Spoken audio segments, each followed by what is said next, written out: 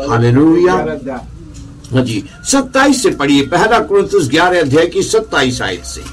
इसलिए जो कोई, ऊंची आवाज में पढ़ो ताकि आवाज आए। इसलिए जो कोई अनुचित रीति से प्रभु की रोटी खाए या उसके कटोरे में से पिए, सुनिए, जो कोई अनुचित रीति से प्रभु की रोटी खाए या प्रभु के कटोरे में से पिए। हालेलुया। क्या लिखा?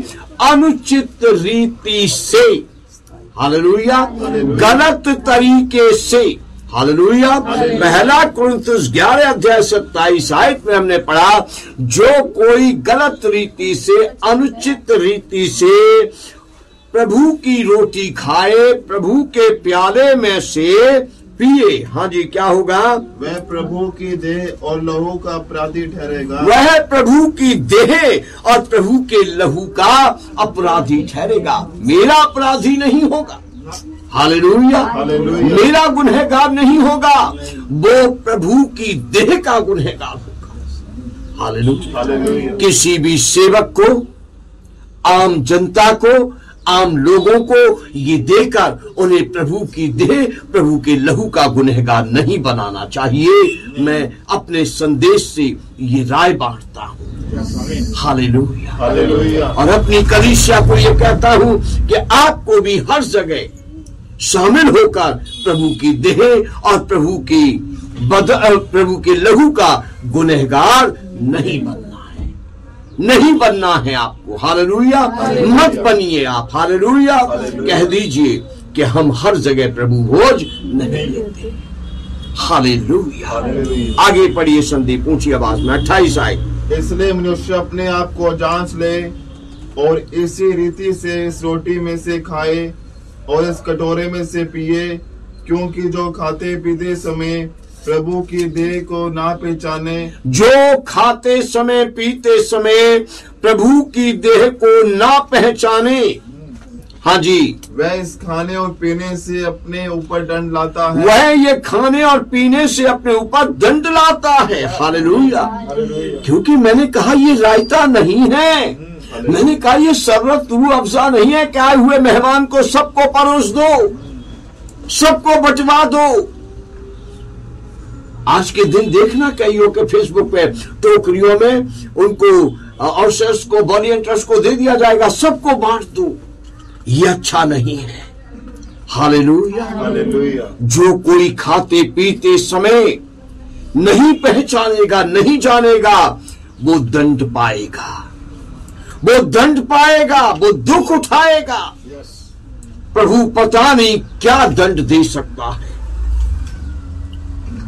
कुरिन्थुस की कलीसिया को दंड मिला था। क्या दंड मिला था? पढ़िए आगे। इसी कारण तुम में बहुत तेरे निर्बल और रोगी हैं, जिन्होंने बिना सोचे समझे, जिन्होंने अनुचित रीति, गलत तरीके से प्रभु का बंधन खाया, लहू पिया, उनमें से बहुत से निर्बल हो गए और बहुत से रोगी हो गए। सही है बात संदीप? हालेलुया। बहुत से निर्बल हो गए, बहुत से रोगी हो गए। कुरिन्थुस की कलीसिया में जिन्होंने अनुचित रीति से बिना विचार किए, हालेलुया, आम रोटी की तरह, आम दिन पीने वाले अंगूर के रस की तरह प्रभु के लहू को पी लिया, क्या हो गया? कमजोर हो गए, बीमार हो गए।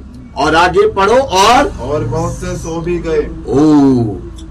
वो नहीं सो गए जो उठ जाएंगे, जग जाएंगे, गुड मॉर्निंग करेंगे, वो नहीं सो गए। बाइबल कहती है, थिस्सलुनीक में लिखा, जो सो गए हैं, मुर्दों के बारे में कहती है ना, जो सो गए हैं, मरे नहीं, सो रहे। ये कौन सा सोना है? मर गए।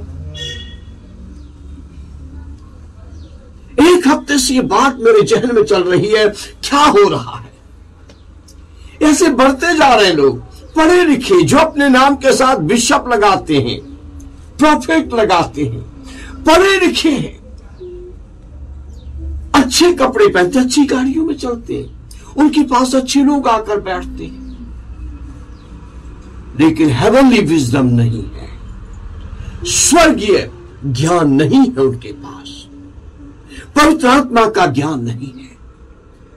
वो पृथ्वी के ज्ञान में चल रहे हैं, लोगों को रिझा रहे हैं, लोगों को खींच रहे हैं, निमंत्रण बांट रहे हैं। आज हमारे चर्च में प्रभु भोज होगा, हमारे पास प्रभु भोज लेने आए। देखिए, जिन्होंने अनुचित रीति से लिया मर भी गए, रोगी हो, प्रभु क्रोधित हुआ, प्रभु नाराज हुआ। तुम मेरे लहू का अपमान करते हो, तुम मेरे बदन का अपमान करते हो। मैंने क्या कहा था कि ये मेरा पवित्र लहू है, मैंने क्या कहा था, ये मेरा पवित्र बदन है। गंभीरता से लेना, हो सके तो उपवास रखकर इकट्ठे होना, खाने से पहले जांच लेना, गुनाह याद आ जाए तो गुनाह का नाम लेकर छोड़ना, फिर न करना। याद ना आए तो कहना, प्रभु मैं अपने आप को तेरे हाथों में रखती हूं, प्रभु मैं अपने आप को तेरे हाथों में रखता हूं।